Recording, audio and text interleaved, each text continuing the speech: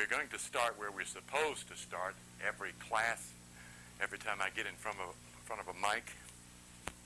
This is Moorish Science, the body of knowledge that our ancestors prepared for us, and we were and are to inherit, and were entered and disrupted by the ordeal of imprisonment, captivation, then slavery. A set of circumstances, not your records of the past. As I spoke before, it is not your history. We don't have a history of slavery. That's what someone else did to us. When you accomplish, achieve, succeed, aspire, build, create, then you have made your records of the past. The rest of that is his story, where the concept of history originates in English language. And we need to be able to make those kinds of distinctions to clear up, correct our consciousness. That's what, quote, history does for us. Allows us to see the past, the present, and the future from our point of view. That's one of the valuable concepts of Afrocentric thinking. That's such a valuable word for us. We need to see our lives from our point of view, not from a Eurocentric point of view. And if you hear black folks say, "I'm an American." Well, you are an American citizen. That's true. We are, and fortunately, we are at this particular point. What we are realizing, that there's something higher and greater in this area of civic ownership we can aspire to. Sovereignty. That's what the Ouachita Nation is all about. And it's growing in my consciousness, this idea of belonging to a nation of people that look like us has disturbed us since Garvey, since Elijah. You know, we don't seem to have this lordship that we have inherited from our parents. The idea of being owners, of being in control of our destiny, is what nationhood represents. We have to buy into that idea. Otherwise, we're going to leave our children with some scraps again, as civil rights left us with some scraps. And no matter how wonderful it appears to be now, we still have scraps. You know? And we should want more than that. We should want more because our circumstances of the past tell us we have earned more. You've earned a right to prosperity and success. You've earned it. If you think back, look back, and see what condition our contemporary ancestors were in. Some of our parents ran around in this state every day, butt naked. Not with guinea sacks, not with sandals, butt naked, working for somebody else. All day, and sometimes all night, and didn't get paid. Now, those are facts. You know, it ain't a matter of being prejudiced or biased. "Oh, brother, you full of hate." No, I'm not. But I do have some understanding. And we need to gain understanding about this thing called identity. One of the three missing keys of our culture. Identity, self-knowledge, and self-revelation. Those are the three missing keys of all those books over there. Let me put it that way. Who you are, what you are, and where you are is a part of the knowledge of self. Then you can determine where you are going. In fact, once you gain that knowledge, you'll discover you have to go somewhere. You can't keep Monday to Monday work a week in a circle. Your soul won't let you. Let me put it that way. So we're going to deal with the concepts that we entered into last week and only briefly underlined.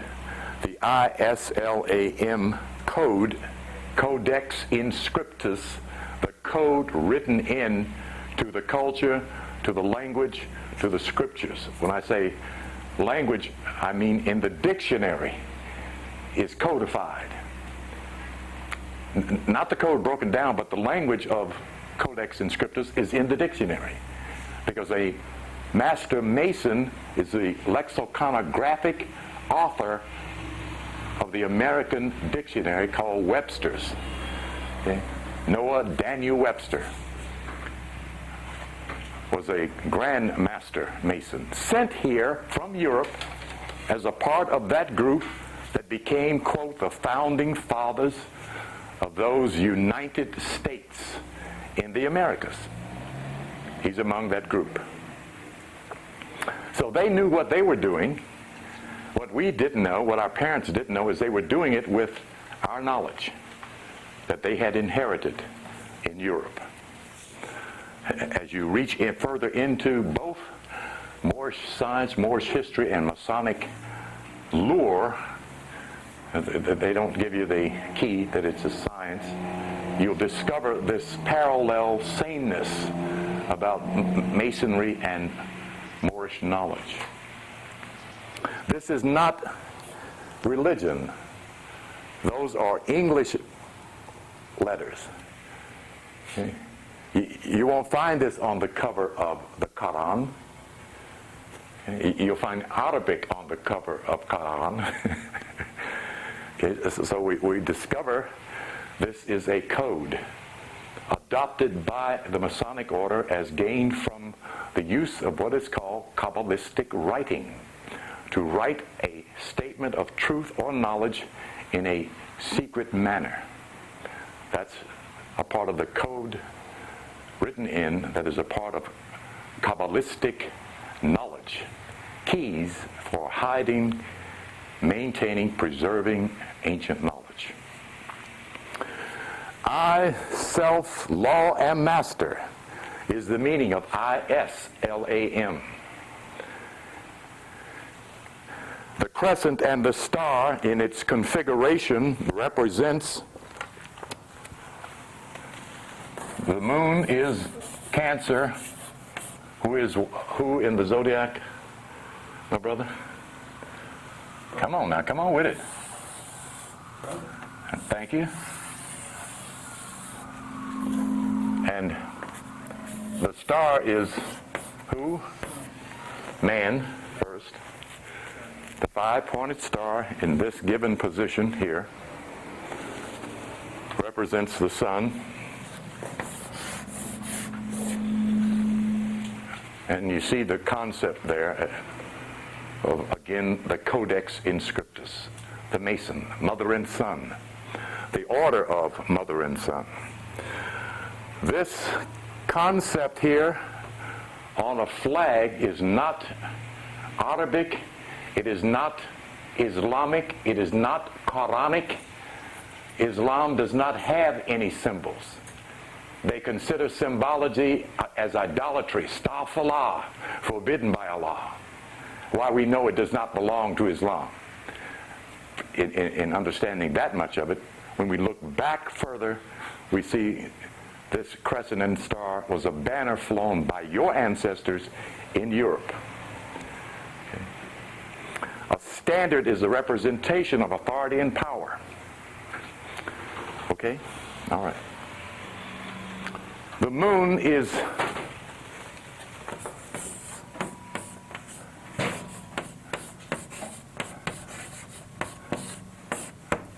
the pituitary gland in the head. The 5-pointed star is, as the sun, is the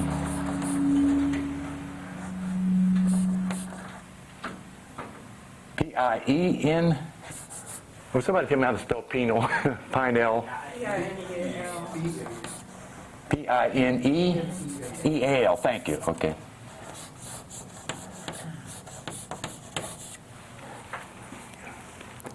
This is the way it's spelled in the Bible.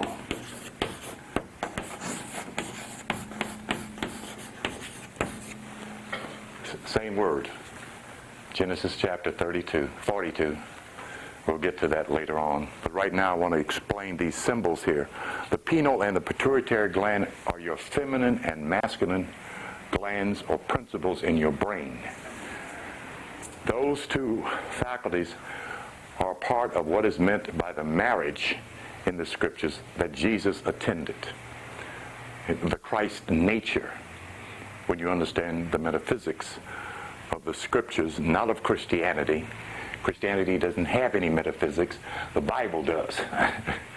Okay? Christianity is a theology, a logics of beliefs.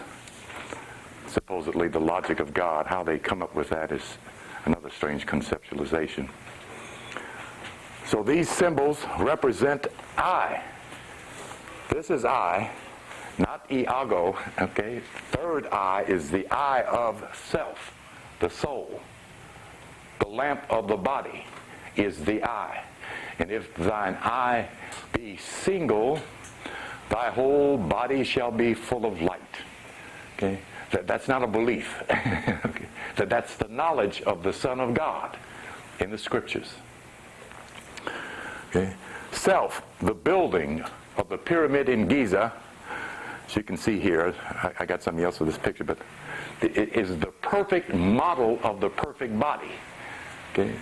This is referred to as a temple. Your body is a temple. It is a perfect temple for the housing of divine power and for the growth and development of you, self-soul. So this self is your physical body. Perfect. The building not made with hands. Eternal in the heavens, according to the scriptures.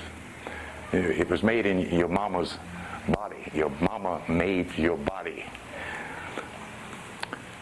I was supposed to reach for something at that particular point, and that went right past me there. It'll come back in a minute. I, self, law, and master.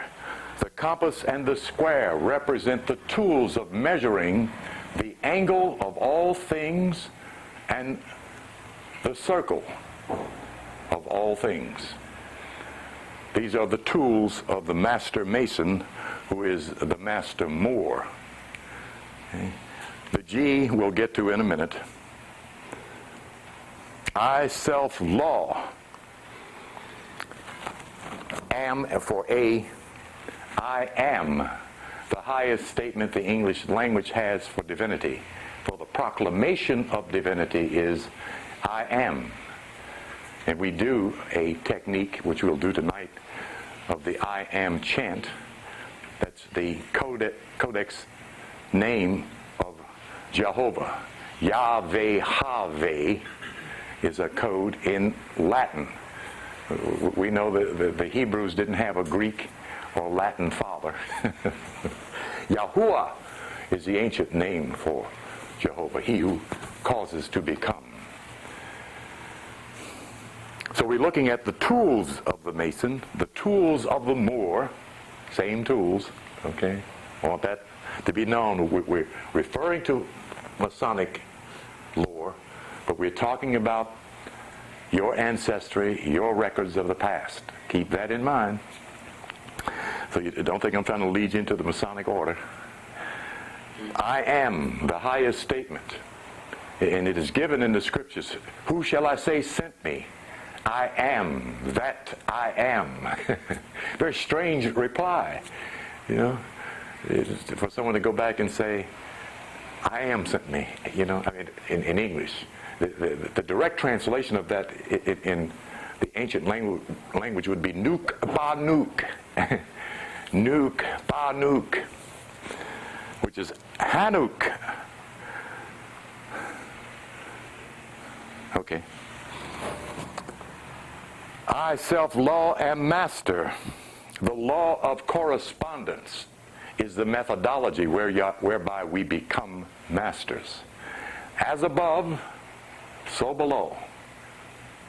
As within, so without. That's the law of correspondence, so-called the Star of David, and even referred to as the ring of the seal of Solomon. That's okay, because even that has an esoteric meaning. I, self-law, am master.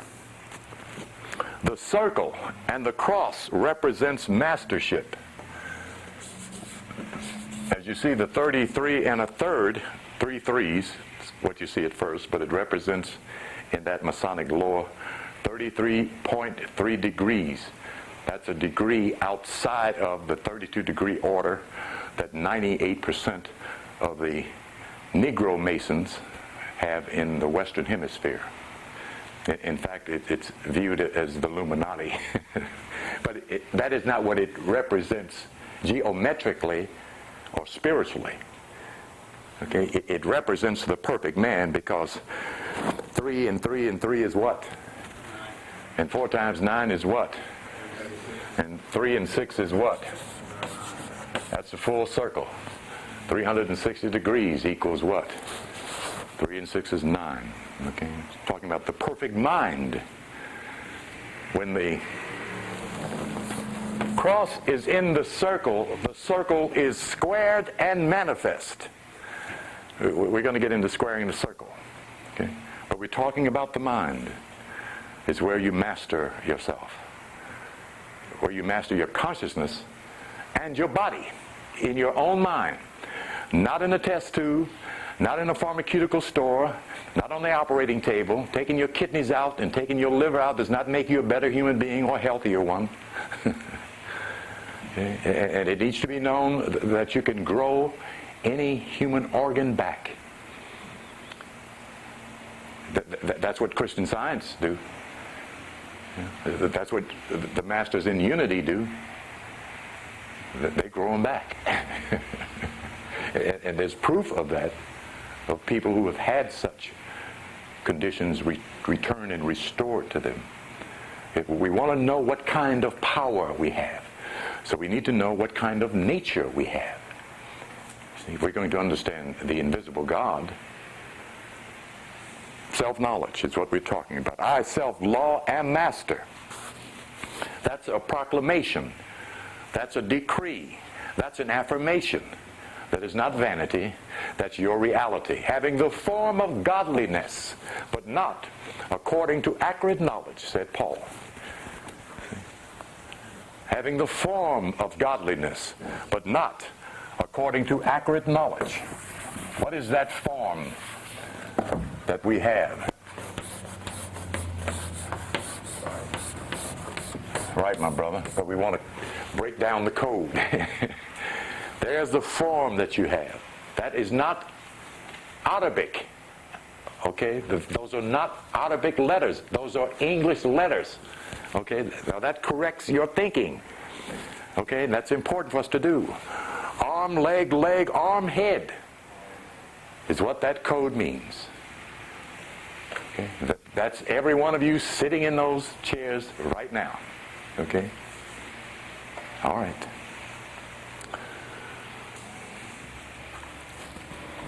We already made reference to the concept of divinity in relationship to the scriptures and the thematic, the central theme of every scripture on the planet. John 10:31 to 36. Write that down. The argument between the Pharisees, or a group of Negroes, and Jesus, when he says to them, I have shown you many good works. For which of these good works do you stone me? The reply is, we stone you not for good works, but you being a man make yourself out to be God. And Jesus' reply is, does not your scriptures say that ye are gods? And if your scriptures so read, they cannot be changed. The scripture he's referring to is Psalm 82, verses 5 to 8. That is the central theme of the scriptures and the central theme of why you are sitting in these chairs. And until you get it done, you'll be back down here sitting in another chair, listening to another Negro talk about what somebody told you perhaps 400 years ago, whatever time it takes you to get back. The reason I make that statement is you're supposed to get it done now. Okay? That's why you're here on planet Earth, to become God. Nothing less, not an angel, not a nice guy, not a good mother. All those are included, of course, in divinity, but that is not the objective. Your objective is to become God. Okay? That's what we're talking about. Okay? I heard in one of the movies the other day where this woman was telling a parent about her son, your child is supposed to know, serve, and love God. That's the purpose of being on earth, you know. That's a slave. Because the God they're talking about in that church is P.O. Pop up there. You see? That isn't why you're here. Okay? Be ye perfect, even as thy heavenly Father is perfect. That's why you're here. Okay. Those are the teachings of the Son of God. Wherever the Son of God is, and in whatever religion or country or culture the Son of God has been in, that's what he told them in any or all languages about divinity. Nothing less. Settle for nothing less.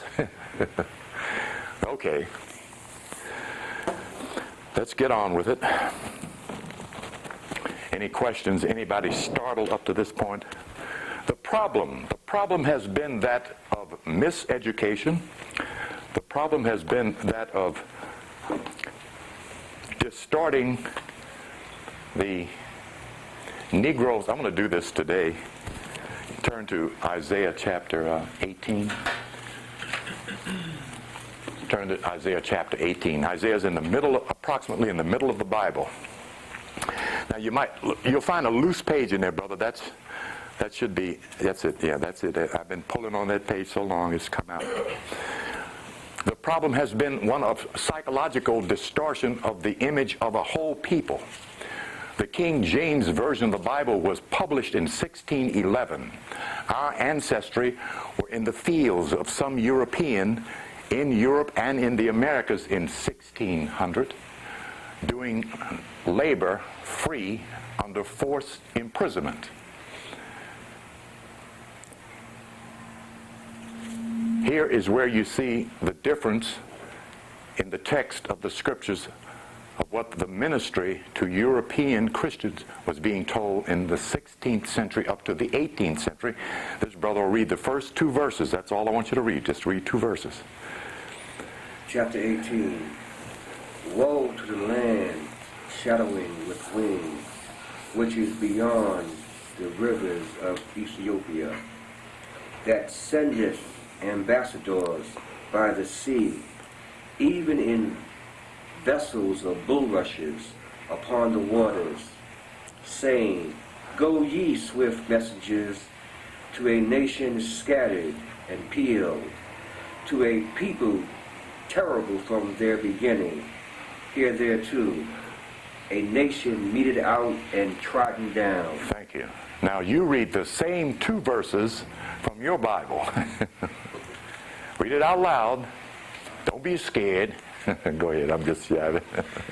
Alas, O land of wiring winds, which lies beyond the rivers of Cush, which sends envoys by the sea, even in papyrus vessels on the surface of the waters. Go swift messengers to a nation tall and smooth, to a people feared far and wide, a powerful and oppressive nation, whose land the rivers divide. Right. Thank you. A little bit different. Okay. To a people terrible from their beginning. 1611. See, that's what they were telling Europeans about those black animals in the fields.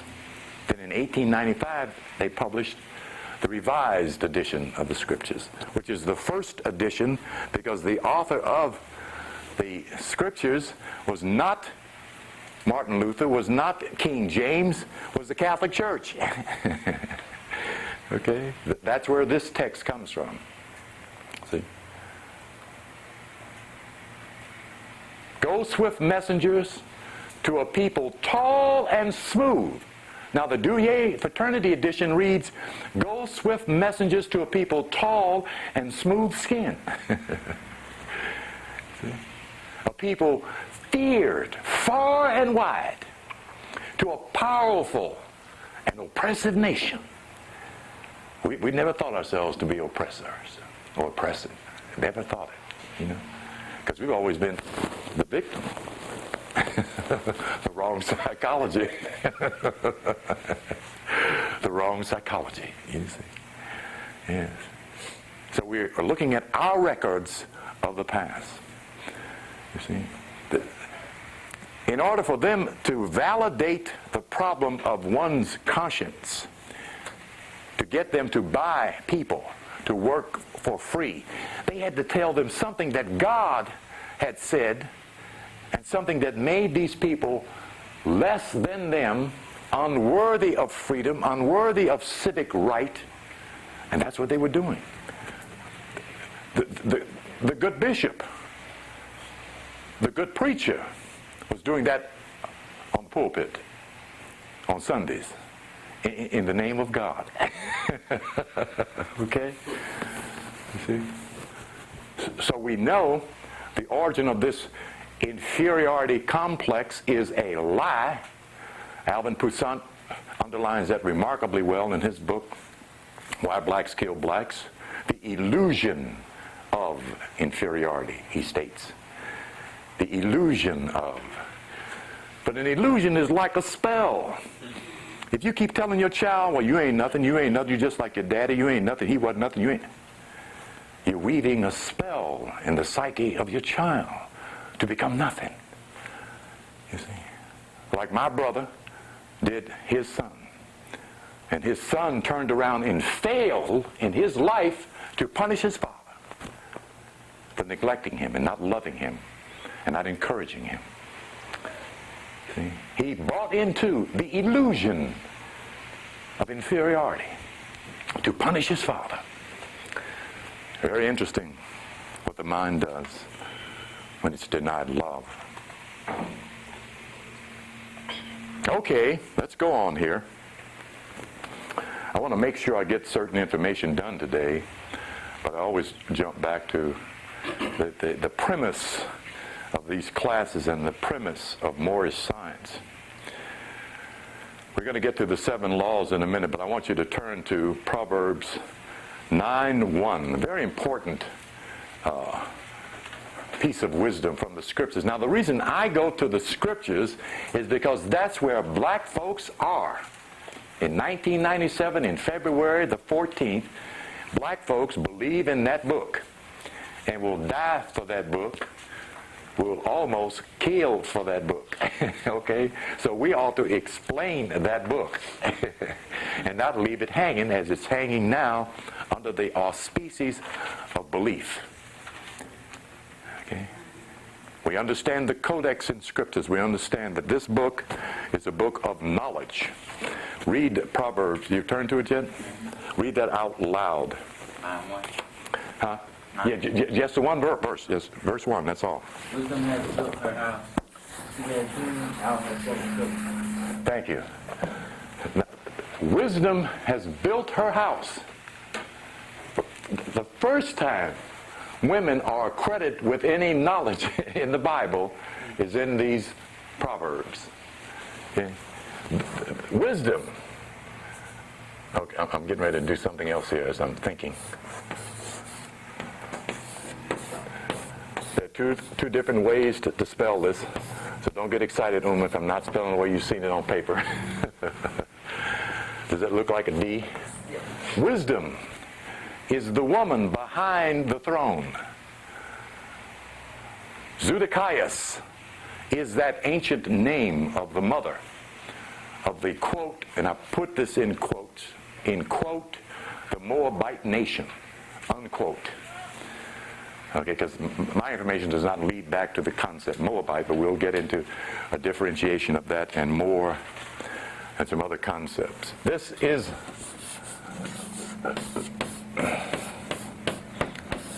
translation of Zedekias is zodiac. But we already know that the universe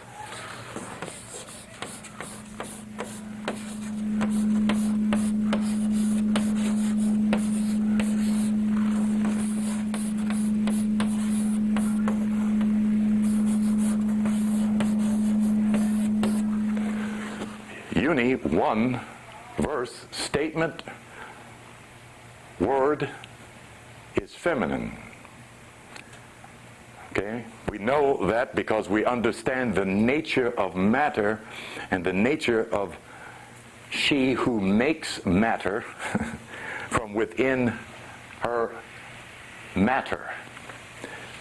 I hope that didn't sound like too much of a puzzle. Let me solve it right now.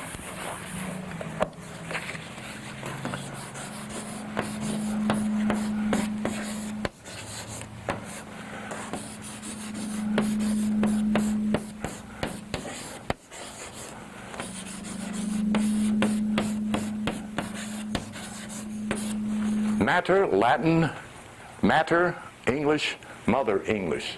Matter, mother is the concept of mother in primal substance.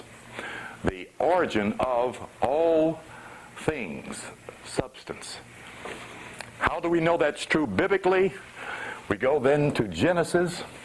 I think it's chapter 2.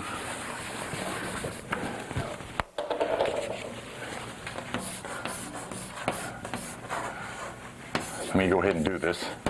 Instead of making a mystery out of it. Something teachers like to do, mystify the students and leave them hanging for a few days, but I'm going to break some of this up here.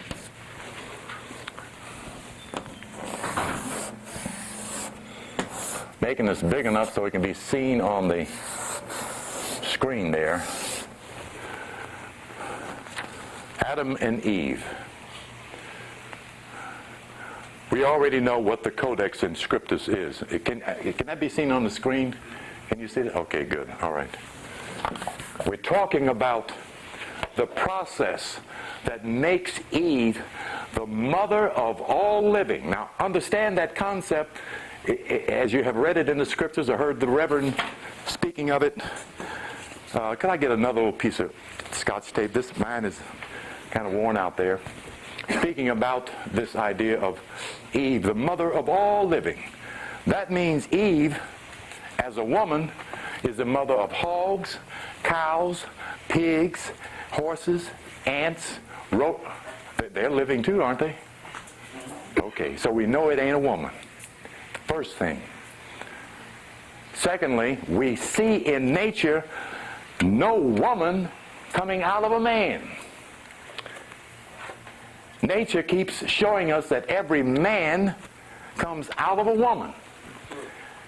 And we know that God is not confused about nature and the order of things. And keeps duplicating that order in nature. So we have to figure out what Adam and Eve mean. Okay? In that Codex Inscriptus, that code, that message, that knowledge written within. Okay? Here is the Adam that the Scriptures in the Esoterica, the hidden side, is talking about. This is the ancient concept of this. Atum is atom. Atom is Adam. Okay, now codex-wise, in terms of numerology, it is A-D-M. That's Adam. Where's the A? There it is there. They just put it there and in the middle. Okay? Here. It's the same letter, the same word. A-D-M and A-D-A-M, same word. But when you figure with this one, you have 144, which is how much?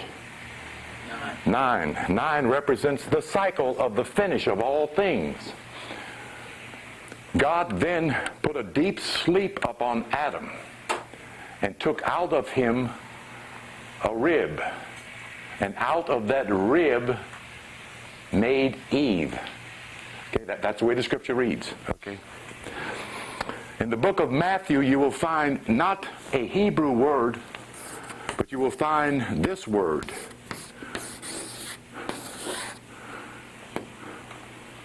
I better make 2 B's. I don't know why I got right up in this corner to write this. Can you see that? Rabboni. This is Latin. This is the translation of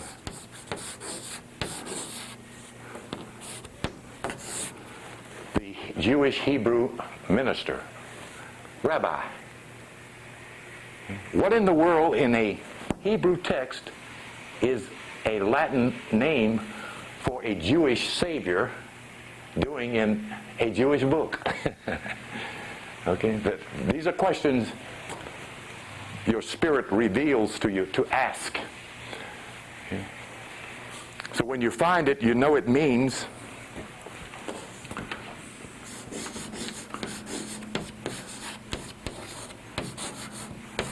master teacher,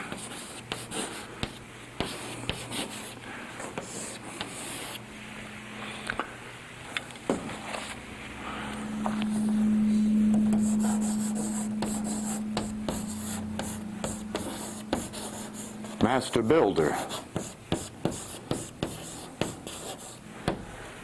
is what Rabboni, rabbi, mean, because that's what Rabboni do. Okay, all right. Now, let's jump back over here, at the same time wishing I had a better eraser.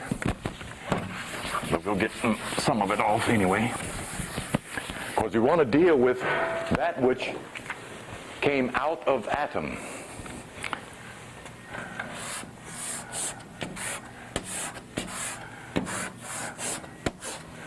That's anagrammatic writing. That's what that's called, anagrammatic writing.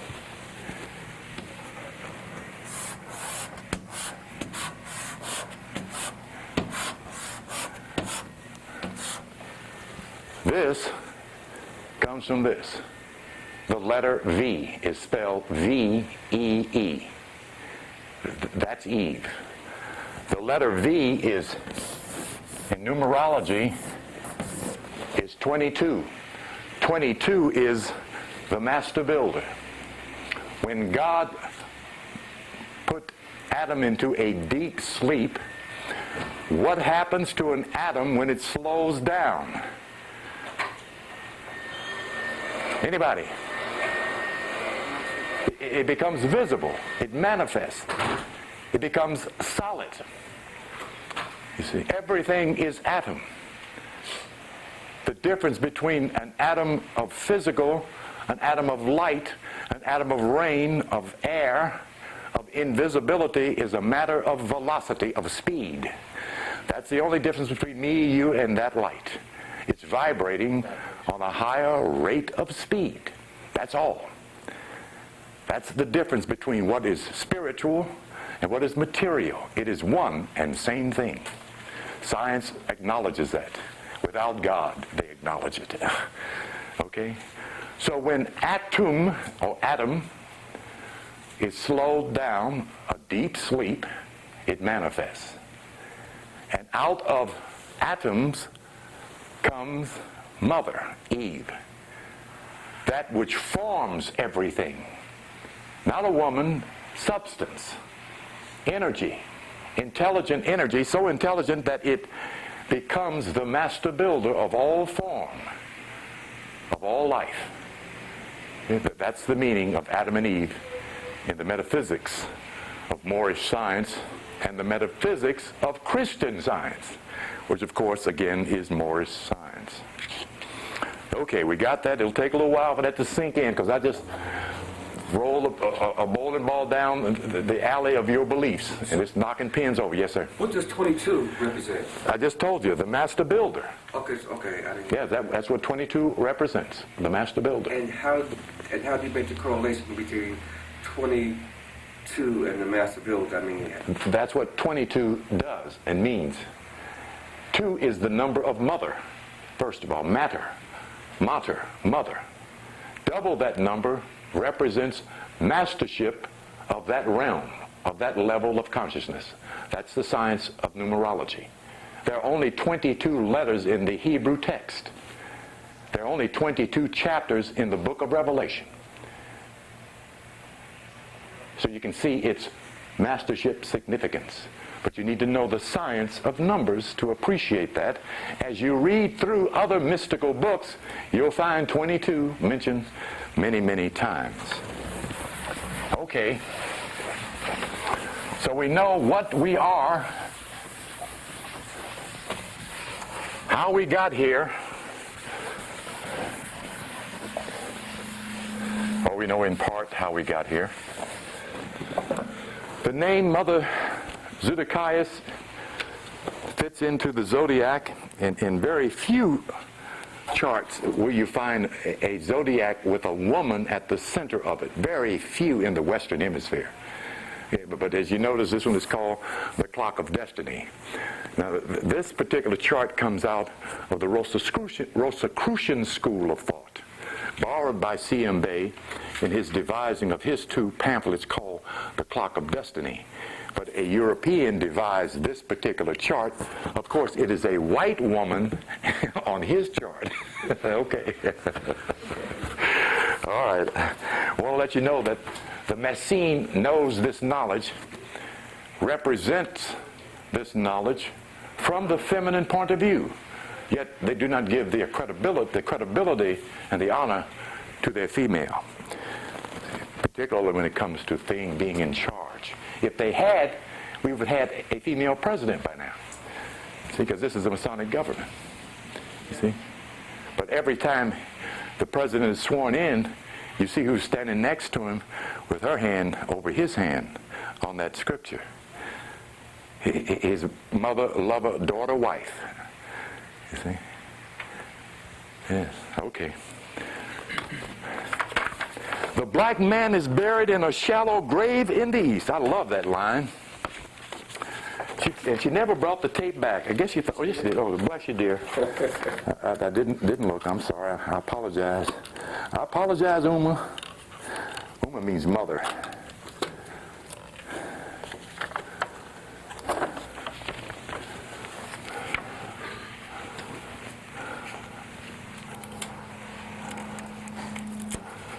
The black man is buried in a shallow grave in the east.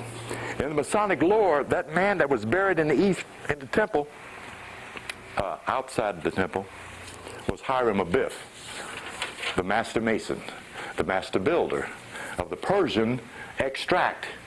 But he's centered in the scriptures, in the Old Testament, as the widow's son. See, the theme of the knowledge of Eurocentric masonry is gathered around Hiram Abiff.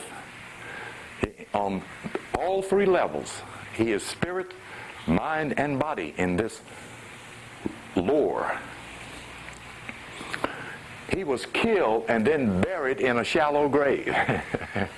Okay, according to the lore of masonry.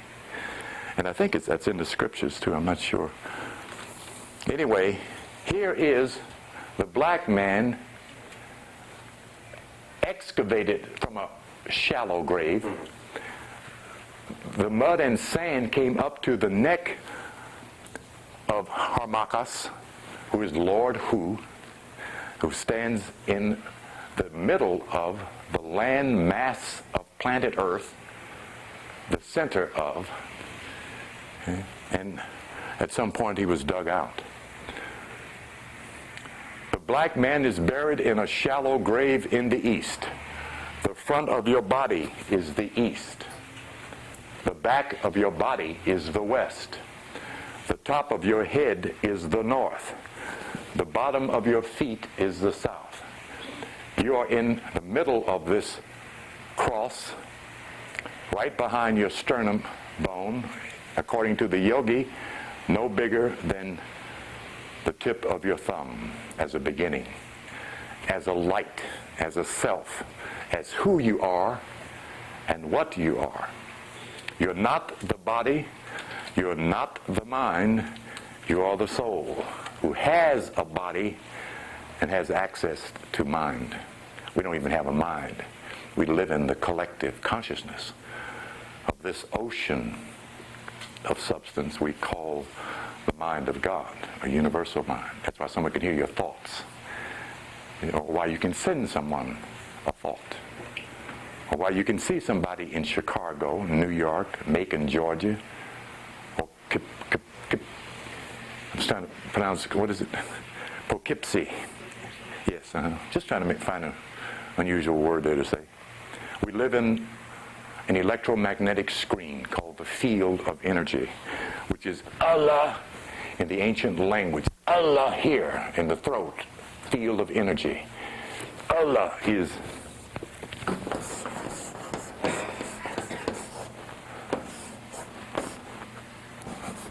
let me write it so it can be read. Would be transliterated this way. I don't have the hieroglyphic for it. This is a transliteration of a hieroglyphic. That is not Allah, that is Allah. An announcement, an articulation. That if you keep saying it opens your throat chakra for one thing, but it is given in the translation as the field of energy. Okay? Not a person, but a power. Okay? We're not looking in Moorish science for a person. We acknowledge this being, beingness,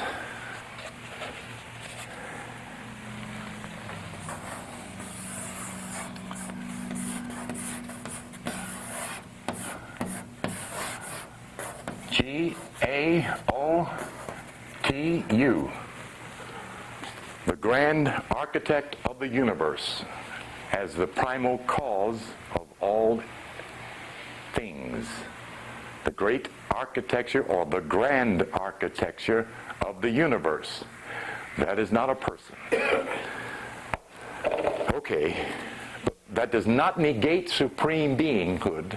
Let me include that, okay? Because they're up there. This is the whole deal. We're going to get into mentioning that under the auspices of this particular term, the all. Unfortunately, we don't have any more copies of this little jewel here, the Kybalion. So I don't try to render up all the information in the Kybalion anyway, because I want everybody to buy it, to have it, okay? Because you grow with this book. You know, you read it once, you get an understanding of it, you put it down, and the understanding keeps opening stuff up as you go along your daily world, your weekly month. That's what that means. Oh, wow, is that what that means? Okay, that's where it happens, and it just happens. Because you're working with natural law. That's a part of what you are and where you are. So it's got to explain itself. Because the laws are intelligent, and so are you. Okay? All right, that's important to know that. Because we want to know that the soul is the knower. That the soul is Noah. We'll get back to that later. Okay, I want to read a very wonderful little passage here in the Kybalion of the 7 cosmic laws as a kind of honorary of what this book is doing. These 7 principles, oh, that's not it. Begins with the word these. The principles of truth are 7. He who knows these understandingly possesses the magic key before whose touch all the doors of the temple fly open. Well, when I read that, I want to just say that I read this book at a point when I was politically paranoid. I thought every white man I saw, I thought he was the CIA or the subversive squad or the police. I was in left-wing white politics doing Trotsky and Lenin in 1966, 1964, 65, and part of 1966. And I read this book. I stayed up all night and read this book. And I dropped off to sleep. And I had the sweetest sleep I ever had in my life. Because it reassured me that something in the universe really cared about me and knew I was there. I could feel it. It is called a state of well-being. It just dawns on you. You know, it answers your yearnings and your urges. And while I slept, clear blue sky just came open. It was sweet, man. But I needed it. I was in bad shape, really in bad shape. Reading the wrong thing, going the wrong way, miseducated, misdirected, sent in the wrong direction, sent away from self. That's a problem of miseducation in the Western Hemisphere as well as in the Eastern Hemisphere. The African is also still being miseducated. He and she do not know that they are G-O-D. Okay, let's get on this. The law of mentalism. The first law is the law of mentalism. All is mind. Everything is mental. Briefly, because I'm just going to deal with these briefly, because I want you to buy the book, that everything is an image in the universal mind of all. Probably the most neutral concept that they could come up with is the concept all. It doesn't represent anybody's religion, philosophy, or belief system. All. All is everywhere. Okay, you can't unbelieve that. Okay. Nor can you directly know it. The only way you can know infinity is to become infinite. And believe it or not, that's where you're headed. Into infinity. That's the cosmogony of this science. That God is still growing wherever he and she is. Growing into infinity. Okay, let me not linger here. I'm doing pretty good too. I haven't gotten sidetracked with some of my little nickel and dime stories, which I love to tell, but I intended to try to deal with this information more. The principle of mentalism, everything is mental, everything is an idea in this mind, a created projection of an image. Just as we create as artisans, the universal mind creates an image on the screen of its electromagnetic energy. We are made first in mental, then into physical. We are not made into souls or consciousness. You are already consciousness. You have always been consciousness. You shall always be consciousness. You ain't going nowhere but further into the universe in your journey, in your Torah, in your Terra, in your journey. Okay, that's where you're headed. Now, if you want to keep coming down here and keep coming down here and you have the privilege. You can get as many bodies as you want. Like Yogananda woke up at the tender age of about 3 weeks after coming out of his mother's womb and realized he could talk and think. And it was maddening, he said, because his little voice box wouldn't work, But he was an old soul who, the Bodha Vista brings the ancient souls back that choose to come back. That's divine love, bringing the reincarnated divinities back to help. And Yogananda was one of those. We have had some too, but we ain't got no books on reincarnation. And I keep saying that wherever I go, I remind black folks, we ain't got no books on reincarnated souls.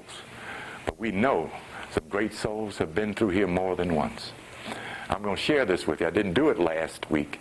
My spirit told me who Oprah Winfrey is and why she's getting so much honor and so much money and so much approval, and particularly of Europeans. That's Sojourner Truth.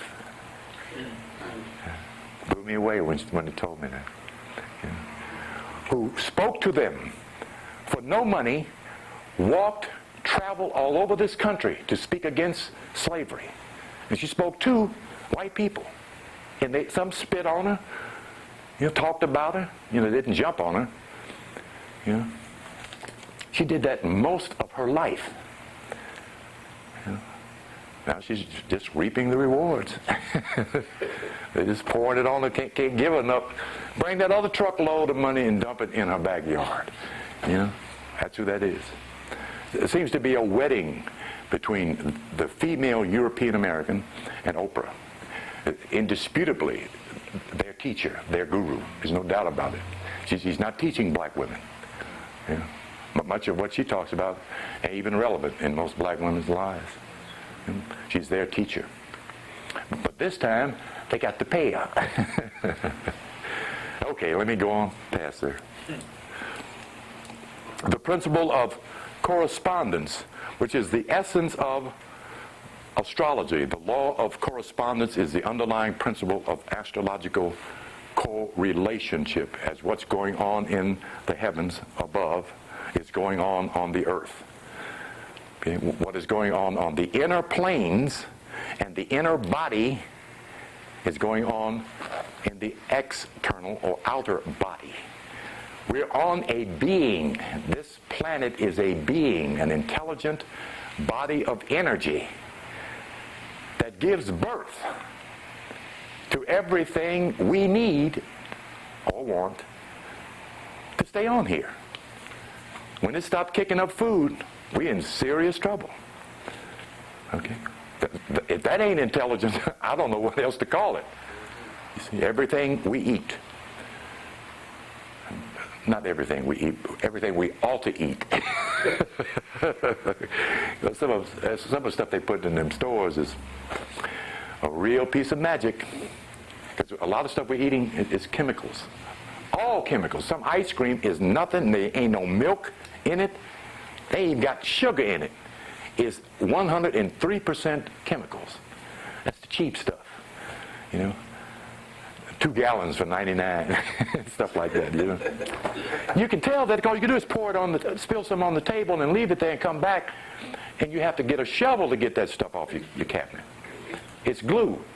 The same stuff the same stuff they put in ice cream, they put in paint to paint your walls. So the paint will stay on the wall. Okay, all right, let's go on here. Don't want to depress nobody. Because I can't accuse anybody of being a sugar junkie. I'm one of the biggest sugar junkies on the planet. But white sugar is a problem for Americans. We were doing 100 pounds of white sugar per person per year in this country 15 years ago. Those are 15-year-old statistics. We might be doing 150 by now. I don't know. But it takes out of the body your essential vitamins, minerals, and nutrients. Okay? It is called hypersides. That they rob the body of your vitamin B's and C's, which causes your venous systems to collapse. If you wonder where the arthritis is coming from, and the heart attacks and failures, okay, we're eating it up, eating ourselves to death with the wrong food. Huh? It's called what? Hypersides, the robbers, hypersides robbers. The carcinogenics are poisons that go in the body and stay. And the problem of the hyperside is that it becomes like that of a particular vitamin. It looks like a vitamin B. So the real vitamin floats over to it because they connect and ride piggyback through the body to get to where they're going. So the real vitamin gets tricked when this other robber, hyperside, looks like a B vitamin and isn't, and it joins onto it, then it doesn't go anywhere. You know, so the part of the body where that vitamin goes, that part becomes deficient. So, you know, oh, my arm is hurting. I don't know why my arm. Okay, all right. Okay, let me go on. I'm not supposed to do that. I'm supposed to just go on here with these principles. The principle of vibration. Everything is in motion. Nothing stands still. Nothing is at rest. Everything vibrates. Okay, and that's important to know. Your thoughts vibrate. When you think a thing, you move it in the universe. Beware of what you think, for you shall surely have it. Okay, you heard that, but you heard it under the auspices of beware of what you wish for. But wishing is thinking. Wishful thinking is also fearful thinking. If I go out there now, somebody's going to grab me and I'll, you know, you're thinking, you're setting the scenario. Remember, you're living out your drama. This is your play. You're the director. Okay, set it up so that you can enjoy it. Don't set up no scary parts. And then say, I knew they was going to rob me. One white woman come running into Howard Johnson's. I mean, and I forget what I was reading, but it was relevant to what she did. Come running through the door. I knew that nigger was going to rob me. I knew it. I'm a big fat lady of all. I mean, like somebody right out of a comic strip. I knew he was going to grab my purse. I knew, the prophet of doom. She knew it, thinking it all day, all week, and walking and finding the situation so it would unfold, so she would know it. Okay? Think just the opposite. I am protected at all times by the light and the power that is within me. I walk in harmony with the universe. Nothing in the universe can harm me. Spiritually, that's true. You get to a certain point where you become harmless, and nothing in the universe can harm you. If the teachings of Patanjali are true, the Yoga Sutras. Okay, let's go on. So everything is vibrating. If you want a thing, send it out there. My thoughts shall not come back to me void, says Isaiah. They go out there and they do something and they come back. So don't be wishing nobody any ill, bad luck, curses, and all that stuff, because that stuff bounces off the wall and comes back. Then you be saying, I wonder what did I do to deserve this?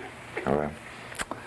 Okay, all right. The law of vibration. The principle or law of polarity. I'm supposed to read these here so I don't make them up. Everything is dual. Everything has poles. Everything has its pair of opposites. Like and unlike are the same. Opposites are identical in nature but different in degree. Extremes meet. All truths are but half-truths. All paradoxes can be reconciled. Yosef ben Yochanan draws the square in his book, Africa, the Mother of Western Civilization.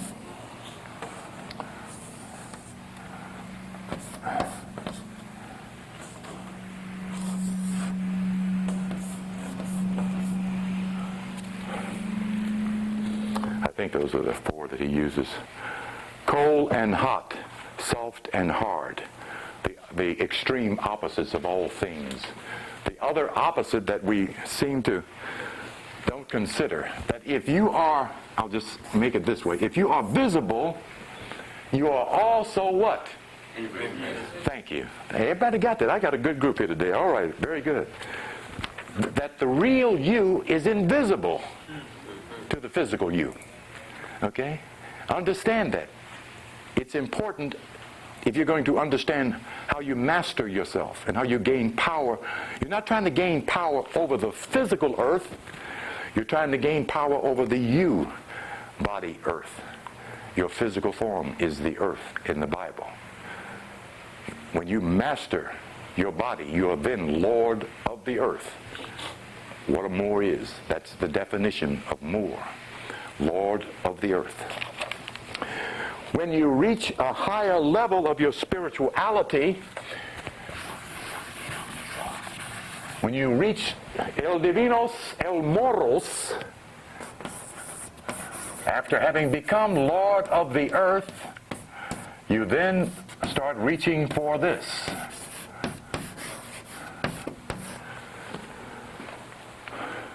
See that? What do you see up there? Same letters. Same, all right. That's anagrammatic writing. The master is Lord of his heart, Lord of her heart. She's in tune with divine love and has the power of love. That's how we grow. We can get all the information we want to. If your heart is clogged up, stuffed up with negative stuff, hardened heart, or Pharaoh, you ain't going nowhere. You'd be still doing low-level stuff. It is love that carries us up higher. That's the attracting force. The law of attraction is love. It is one of the principles of the universe. It draws you back towards the center. Okay? It has a substance, a power, and an everlasting essence. No death. Okay. How far have we come here? The law of polarity. The law of rhythm. The underlying principle. They don't do the law of rhythm very much justice in here, but it's important to get it from this book. The law of rhythm is the underlying principle of all existence, for it is that which harmonizes vibration. We're not just talking about motion and vibration happening, we're talking about it happening in a harmonious, melodious, metrical movement, so that your life makes sense, so that your life is constantly balanced, and so that your life is constantly unfolding. That's harmony. That's metric. Melody. Music. Okay? That's the essence of rhythm. The to and fro is a part of the duality that we're engaged in, and reflects that duality in our stepping left, right. Left, right is rhythm. Okay? And sometimes you'll see me doing it too. I'll be walking around here. Ooh, I'm out of rhythm. Okay, feet be killing me. Yeah, when you can tell when your consciousness is out of rhythm. Okay, particularly if your feet hurt. Okay, it throws you out of rhythm. Let me read this first. I should have done it before I start interjecting my little bit in here. This is an excellent book, wonderful book. Got some Moors in Cleveland swear by it. Well, brother, have you read the Kybalion? If you have not, you can't talk to me. Everything flows out and in. Everything has its tides. All things rise and fall. The pendulum swing manifests in everything. The measure of the swing to the right is the measure of the swing to the left. Rhythm compensates. The tick-tock, the tick-tock is rhythmic, is the balance of duality, of the plane of duality where we are now. If you wonder if good will ever overcome evil, nay, it would destroy the principle of duality. As soon as God did a good thing, evil immediately took place. It is duality. You see? As soon as one man on this planet got rich, immediately somebody else became poor. As soon as somebody reached the height of 7 feet, somebody else was short. Immediately. Whenever that happened, the opposite naturally took place simultaneously. That's the law. That's where you are. Get thee behind me, Satan. He didn't tell me, go away, I'm going to kick your butt off. He can't send the other part of principle of the polarity away. If it goes away, that means you're on the absolute plane where nothing is in motion. In the absolute consciousness, there is no conflict. It is just there. You can get there. I'm going to tell you this to keep you amazed at your own potentiality. You can be in absoluteness and know that you don't exist. You'll be gone and know that you're gone. I don't know how that is, but you can. Okay? That's your potential. Okay? Never was a time when man was not, is what Noble Drew Ali told the earlier Moors.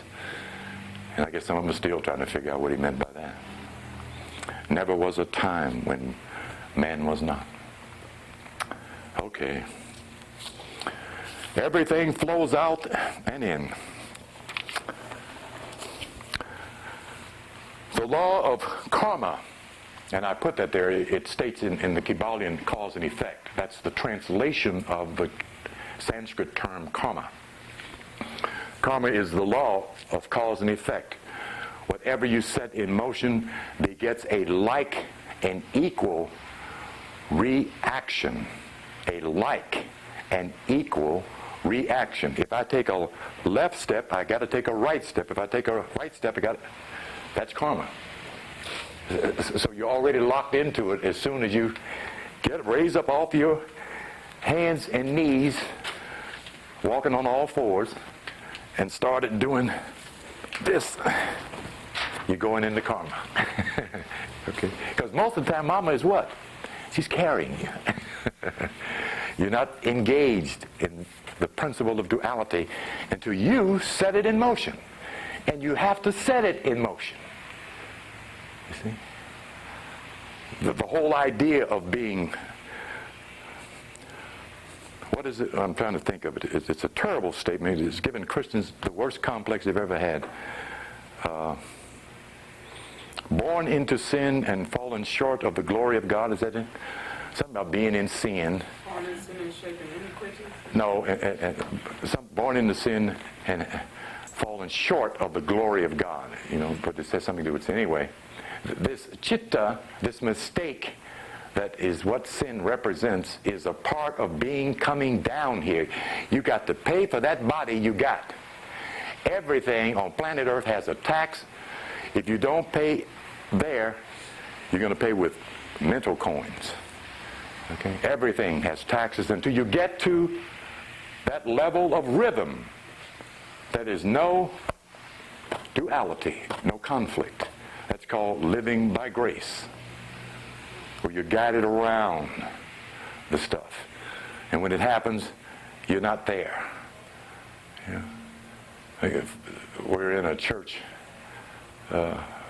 one Sunday in Cincinnati, and there was an earthquake in Cincinnati, and it didn't affect the church. You know, black folks singing them hymns and gospels. What a black woman can sing you on the glory. You know, but in terms of rhythm, the rhythm changed the whole experience of what was going on outside that building. It didn't even affect it. As soon as we got outside, did y'all feel that earthquake? No, we didn't. You know, because they gave it all the glory to God, which is all right. That's fine. You know. But the fact of the matter, they had changed their rhythm. This group of black folks that were singing these wonderful rhythmic songs had changed their rhythm. You know, the earthquake happened, but they didn't experience it because they were experiencing another rhythm. What causes an earthquake? Anybody? Shift. Vibration and rhythm causes an earthquake. Okay. Cause and effect. The accumulation of thought, imagining, deeds. It's the bad karma or the good karma. What you accumulate on the mental and physical plane is what gets you in trouble or carries you to another level. You got to accumulate one or the other. If you're going to stay down here, you got to accumulate some karma. Is it good or is it bad? If it's bad, it's going to tell on you, because when Saturn starts sending out its vibes, whatever you've been doing up to that point is what you're going to manifest. That's the effect of your mental, imagery, emotional energy causes. Okay? Hatred sets poisons up in your body. It affects you worse than it does the person or people you hate. That's what Europeans don't understand about their hatred of black folks. Of course, theirs is essentially based on fear. Ours is essentially based on anger. You know, we're tired of the bull, bleep, bleep. You know, but it's unhealthy. It's unhealthy. It turns around and poisons your own body.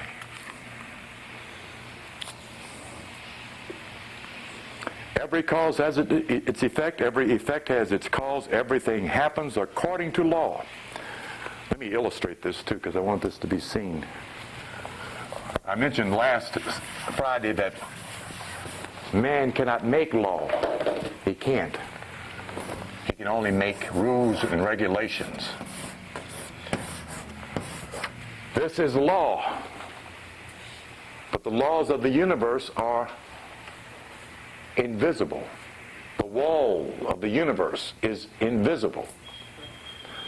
Okay? Same word.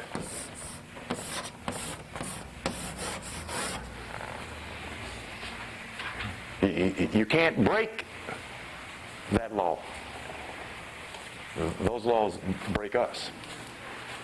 Nobody breaks God's law. That's absurd. There's a misuse of that law. Therefore, there is a consequence. Therefore, there is a curse. Because that's what curse is consequence of your actions, of your thinking, of your doing, of your imagining. Okay? That's the idea of what curse comes from, the consequences. And we need to be cleared up about this, this God cursing Ham. We're supposed to be the descendants of Ham, and we are. Be proud of that. If there were no Ham, there would be no Egypt. Because those are the ones that went east of the Garden of Eden and went to Giza or Gaza, where there was a plateau, a huge rock in the exact center of land mass. It was a swamp area. According to our records of the past, not his story. See Yosef ben Yochanan in Black Man of the Nile. And these Africans, these ancient Moors, the descendants of Mizraim, of Camur, cleared a swamp and leveled it and built there, lived there, learned there, mastered there. And then from there went out to kick the rest of the world's ass. See? Very powerful people, conquerors. Okay? That's who you're the descendant of. Builders, physicians, astronomers, visionaries, mathematicians, horticulturalists. I can go on and on if you want me to. Gardeners who settled along the Nile Valley. Settled there because this remarkable place where this water was running uphill, I love that idea, this great river, the Nile, Nai, the flow, was not just bringing rich topsoil more than 6 inches, the riches of 4,100 miles away. It was also bringing gold. If you want to know why your ancestors partayed, they had a reason to partay. They knew at a certain time of the year it's going to be rich. But in the bigger sense, there was this rich topsoil, evidently, that grew these enormous, wonderful fruits and vegetables. So everybody had something to eat. See? Wasn't no welfare in the Kemet state. And everybody had something to eat. You see? But it allowed the black man, I like what Dr. John Henry Clark said, it allowed the black man to stay there when he realized that there would constantly be a supply of food, that he could farm and grow food, that he could stay there, build homes. Once he stabilized himself, then he realized he could sit down and think. Yeah. And that's when you get a literature. That's when you get a culture. That's when you're able to study nature. See? Stabilize your life and have a specific point of view. So they built Giza as a measuring tool. And from this point in the center of land mass, they knew exactly where they were going and how to get back to there. They drew maps like this, and Ivan van Sertima illustrated this with a photograph of an ancient Kemetic map that he bought a picture of not by the map, a picture of an ancient Kemetic map from Russia, the Russian library, that had this.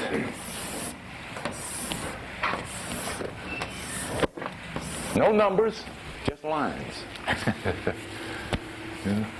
That they could follow the longitude and the latitude from 0 degrees to wherever they were going and get back to 0 degrees. Your ancestors. See? The black man. Yes. That's the grids. Huh? The grids. The threads? Grids. Grids. Okay, thank you. The grids, yes.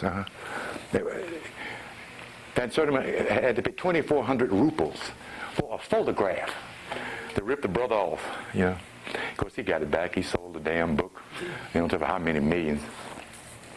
It's in, they came from Columbus. They came before Columbus. Ivan Van Sertima. Okay. The last one, the principle of gender. This principle embodies the truth that there is gender. Am I reading this right? Gender is in everything. Everything has its masculine and feminine principles. Gender manifests on all planes. Gold is masculine. Silver is feminine. The sun is masculine. The moon is feminine. The right side of your body is masculine. The left side of your body is feminine. Throughout all of nature, the principle of gender. Male and female made he them. Okay.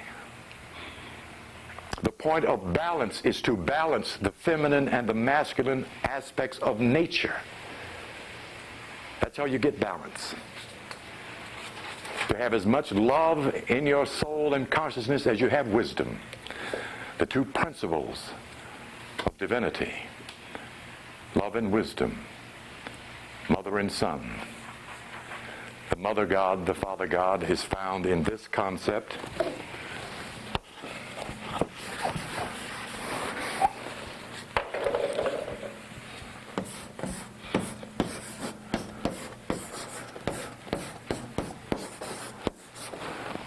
Isis, Ra, God, Israel. That's what Israel means. That's the nation. We'll get to the nation and the 12 sons of Israel and the 12 sons of Jacob. How much time we got left? 5 minutes. All right, my brother. Okay, we're going to chant for 5 minutes. Since we won't get a chance to do a longer meditation, I get to talking and don't know when to shut up. Okay, we're going to chant, I am that I am. And what I want you to do, we're going to chant it for a couple of minutes. Then I want you to take your thumbs and close your earlobes off like this. Place your hands there so that you can hear the sound of I am that I am inside. Now, if you use this particular technique, at night, if you chant I am, chant it softly so that you can relax. When you get up in the morning and you're sluggish, feel like you don't have enough energy to get out of the bed, sit up and chant I am that I am the way I'm going to explain it. Okay? The first part of the technique of meditation is to breathe. 2 types of breathing: circular breathing, through your nose and out your mouth.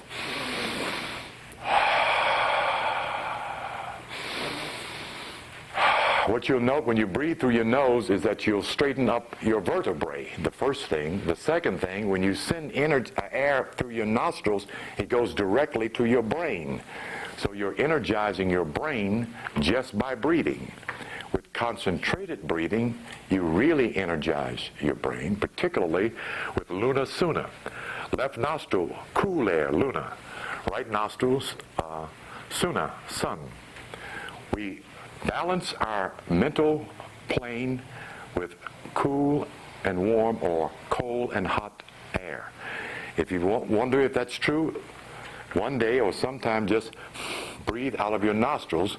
Most of the time, one of our nostrils is clogged. Okay? you'll feel at one point cool air and at another point hot air. Okay. Just keep in mind, whatever you breathe through your nose goes to your brain. Therefore, aromas affect your thinking. Okay? All right. Let's just take 3 breaths through the nose and then out the mouth first. Whatever you got, put it on the floor so you don't distract yourself. Just sit on the floor. The best way to meditate is to turn your hands upwards so that you don't, at some point, see something flash across your screen of your mind. You go and grab your legs and distract yourself. Okay, so turn your hands up. Breathing in.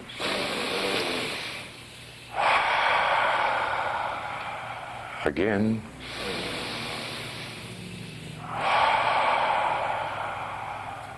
Again.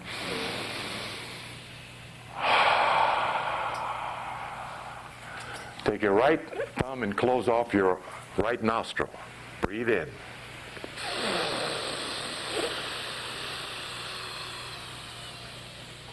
Out the mouth. Again.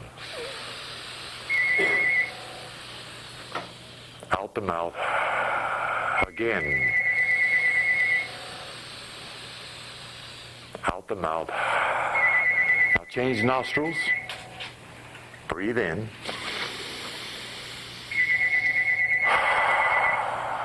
Breathe in. Breathe in.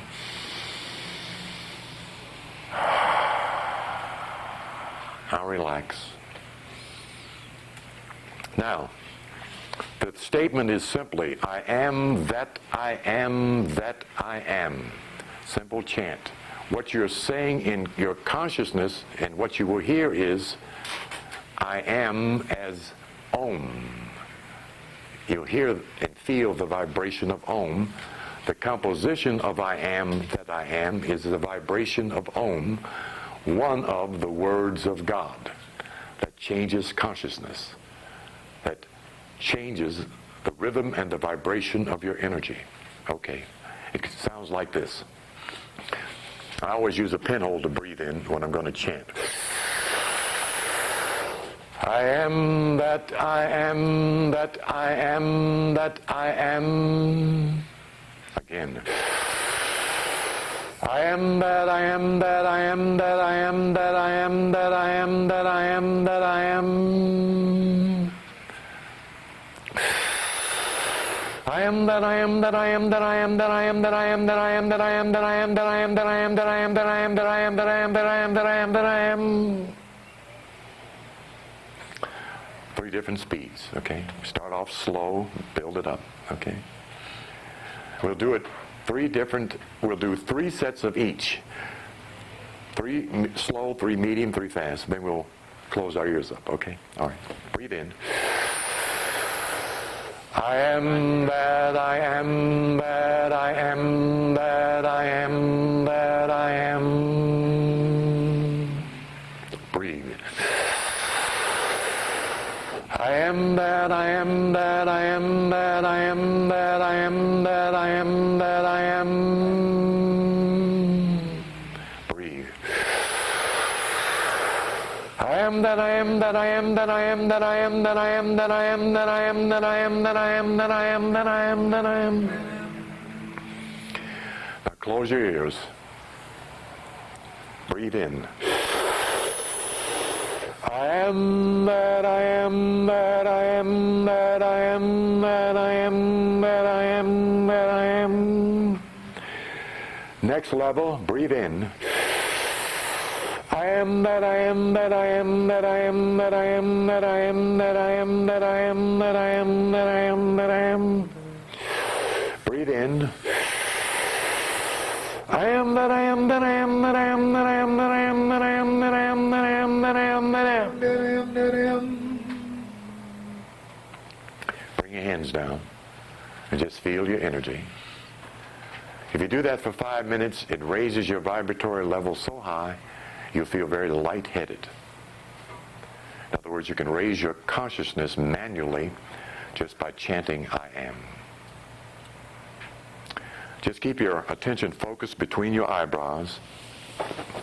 Just to relax, we're just going to use this particular few minutes for the purposes of relaxing the body as part of the benefit.